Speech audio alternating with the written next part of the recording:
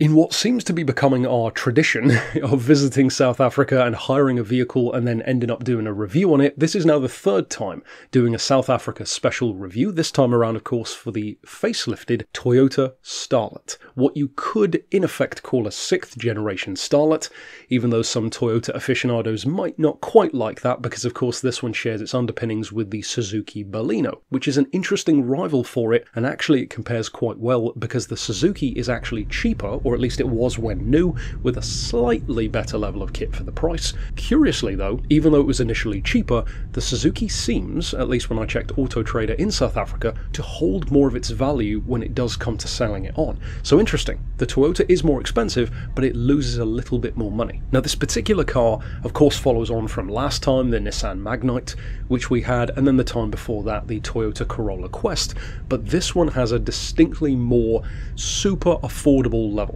to its kit, to its finish, to its price point even. And when these first came out in around 2022, in particular in this facelifted form, there were 3 primary versions. These are the XI, the XS, and the XR. Now this particular version which we had was the XS, so the middle of the range, and as you can tell it was the automatic version in particular which we hired. The automatic does add to the price, so for reference when these were new you were looking at the XI, which was, as far as I can tell, only available in manual form anyway, which was 226,000 Rand. Then the XS is available in manual for 239,000, and then this manual version would have been 261,000, and then the top of the tree, the XR, is 295,000, with the automatic version pushing it just over 300 to 313. On the used market, if you do want to go down that route though, as recently as a couple of weeks ago here in 2024, as far as I could tell, it looks to be entering the market at around 160,000 Rand for the Toyota, but for the Suzuki, as I alluded to earlier on, more like 180,000. And interestingly, there are not as many of the Suzukis on that used market. Now on the one hand, that could be a good thing. It could mean that people who buy them just keep them instead of selling them, which is always a good sign. But on the other hand, Suzuki doesn't have as much of a dealer presence in South Africa as Toyota does. So with less vehicles sold, that of course could be part of the deal as well. So ultimately, between those 2 cars at the very least, not counting stuff like your Volkswagen Polos and various other cars, you do really need to decide on if you want the slight price undercut, or at least when new, the price undercut of the Suzuki with a slightly better level of kit, but with less dealers and potentially less after sales and servicing support, or at least you'd have to drive further to do it. Now, as last time, and I believe the time before if I recall correctly, my girlfriend had a few points, both positive and negative. She had one primary positive thing which I definitely share, and to me it was probably the highlight about the entire experience with this car. We had it for a week, so it's a decent amount of time for a review, and the highlight for both of us was definitely the fuel use. It was very, very good. Now this car is actually marketed at a 5.1 litres per 100 kilometres highway economy, which is very good. And in practice, what that meant for us, because a lot of that time was spent at highway speeds, was we did roughly 400 kilometres over the course of the week, and that cost us about 600 Rand to refill the tank, because obviously being a hire car, it's a full to full policy, so we already started out with that full tank. And incidentally, the tank on this car is not all that big. It's only a 37 litre tank anyway, so to do that kind of mileage, or that kind of kilometres in this case, and to only cost 600 Rand to recoup that 400 kilometres, that's pretty impressive. I'm not going to go ahead and say that it's necessarily the best thing around, but I think for this price point, again for in some cases less than 230,000 when brand new, that's pretty damn good fuel economy. Now, as I said earlier on, this particular version was the XS. Now, both the base model XI and the XS come with double DIN audio, CD, Bluetooth, USB, aux cable, of course, 6-speaker surround, so a lot of that is carried over. The real difference that you'll notice in terms of interior kit is with the XR, that top-of-the-range model, which also has Android and Apple CarPlay with a number of functionalities as well. Also, I believe a slightly larger screen, a touchscreen, of course. The interior is about as basic and as simple and as straightforward as you'd expect. Again, you'll see plenty of the interior showcased here in the video. It's pretty much just a case of what you'd expect from Toyota. Everything which needs to be there is there, and nothing that you don't really need. The car itself, as you would assume, is very compact, super easy to park. It doesn't feel overly narrow though, which of course is always a benefit, and not like a Japanese market K car, for example, where they tend to be fairly tall but not overly wide because of the restrictions of the city. In the case of this car, it has a decent width, even for a larger larger driver with a passenger next to you as well. Rear passenger room is pretty good. Again, if I recall, I believe slightly more legroom on this car. Some have criticised the luggage room though. The boot definitely does look very small when you open it up. It's actually fairly deep. You could probably just about fit 2 or 3 decent sized travel bags if you really squeeze them in there. But if you're looking for any kind of oversized luggage, forget it, it's not going to fit in there, at least not with putting the back seats down instead, which you would have to do. In terms of overall space, I would say for a car in this segment, for its price, for this kind of super economy city car segment, it's pretty good on space actually. It uses the proportions of the car to its merit. Now in terms of the engine and in terms of performance, of course there is a slight difference between the auto and the manual. The manuals have a 5-speed, the auto is a 4-speed, and just like the Nissan Magnite, just like the Corolla Quest, and what I would assume many other cars of this type, if it's not a CVT, it certainly feels like one. It has a very CVT kind of delivery. One of the downsides which we noticed was the transmission is quite loud on this car. Even when it's not in overdrive, which it does have, a very Japanese thing to have on an automatic, it does make quite a bit of transmission noise, going up or downhill in some cases. And for all of that noise, it's not necessarily the quickest thing around in terms of performance. You're not expecting it to be a powerhouse, but still, you want enough performance to get up and go. I hear mixed things on this, and of course one of the downsides of having a hire car is you never know how other people have treated it and driven it. And one of the issues which I could feel in this car, and again Kyasha corroborated this, especially on her side on the left of the car, was that it felt like a wheel bearing needed doing. The front left wheel definitely had a bit of wobble around the, say, 40-50 km/h mark, which felt like it needed some attention. I don't want to focus on that too much though, because obviously that's a specific thing with this car and not a general thing with the Starlet, so it wouldn't be fair to compare that to all of them. It is something to note with this one in terms of hampering my experience just a little bit. It's not like it's something which ruined the whole experience by any means. In terms of the engine though, it's a 1.5 litre, of course petrol as you'd expect, 77 kilowatts in terms of power, 138 newtons, so pretty decent, a slight increase over the previous car. Incidentally, that's 9 kilowatts more and 8 newton meters of torque more, so not a bad improvement. As I said, 5-speed manual or that 4-speed auto. Interestingly, and this really is a prime example of where modern technology has advanced so much compared to back in the day.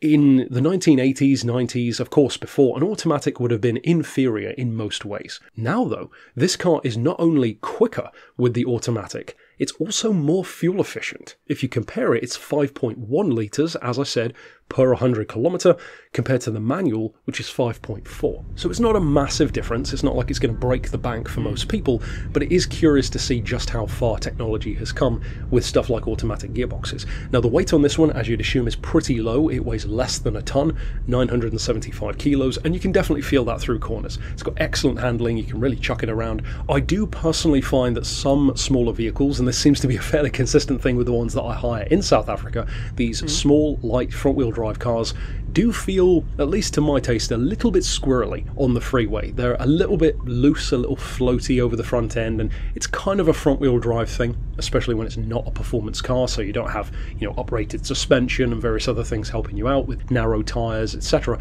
So that's something which I think is more of a me issue, because most people don't seem bothered by that, and I guess it's because I'm used to typically driving either performance cars with four-wheel drive, wider wheels, etc., or on the other hand, as many who watch my reviews will have seen, most of the cars that I talk about do tend to be quite big, heavy, powerful cars, luxury sector or otherwise. So, of course, in comparison to those, these are going to feel a little bit twitchy.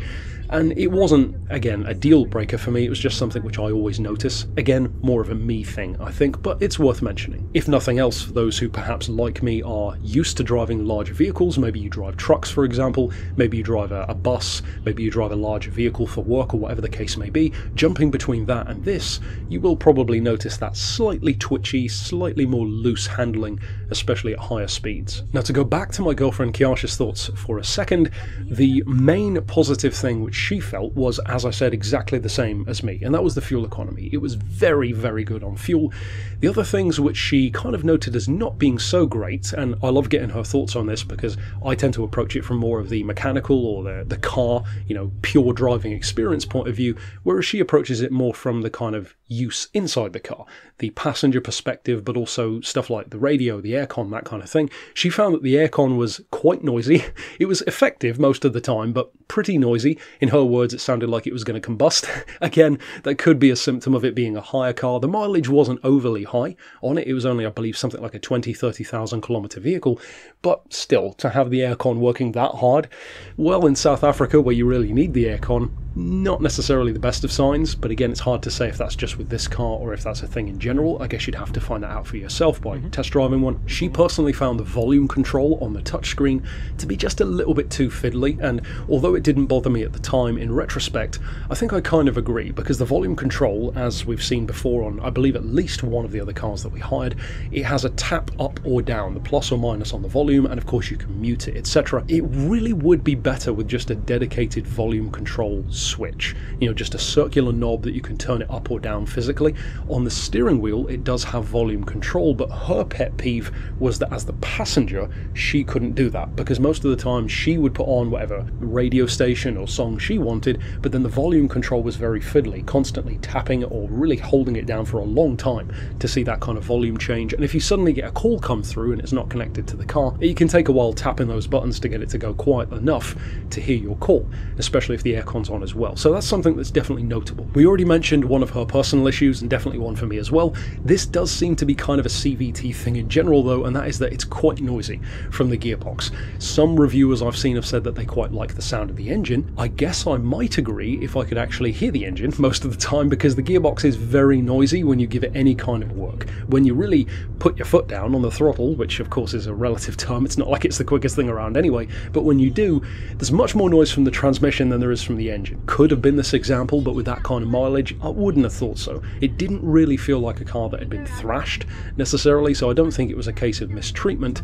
It's just kind of a CVT thing, I think. Many of this market's automatics seem to have automatics that aren't necessarily the best, so it's not like it's a Toyota Starlet thing. It seems to be just a thing in general with the automatics that are built or manufactured or at least sold here in South Africa. And again, to put it in her words rather than mine, she described, to go back again to the issue with the wheel bearing, or what seemed to be a wheel bearing, and perhaps some suspension stiffness in general, because overall we would both say it was a comfortable enough car. At least she didn't notice the ride, which is always a good sign, but she said that there was a rough road feel, which she described as being kind of like in a Flintstones car, where you feel like your feet are actually on the ground running.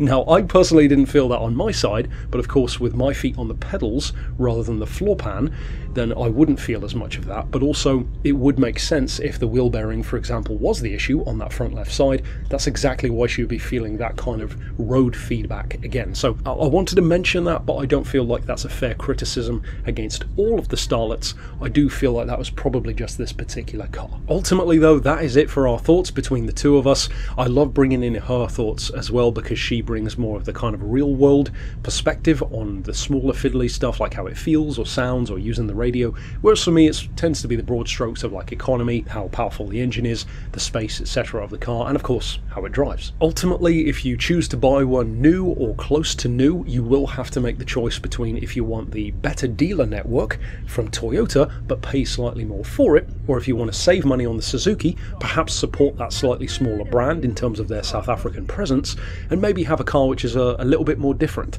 because here in South Africa, of course, owning a vehicle which you see everywhere isn't necessarily always a good thing, especially when it comes to security on the vehicle. So having the Suzuki could be a slight protection there. I don't have any numbers to corroborate that. It certainly wouldn't hurt, I wouldn't imagine, to have a car that is less stealable, considering that the security is the same, but it's less of an obvious car to take.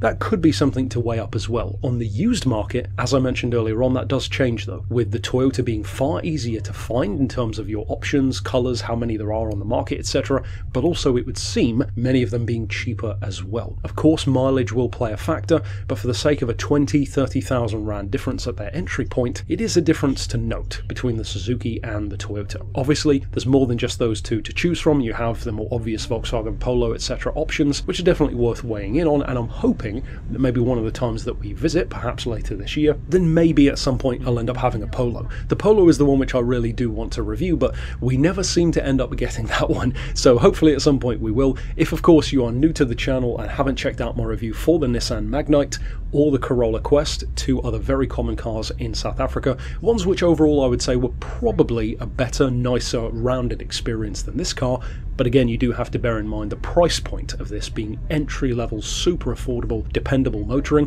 pretty much the definition of a car really, gets you from A to B, then of course you have to judge it differently. And of course if you own one of these, or maybe you've driven one or had one in the past, I'd love to hear your thoughts down below, positive or maybe negative. But until next time, I'll see you then, and for now, thanks for watching.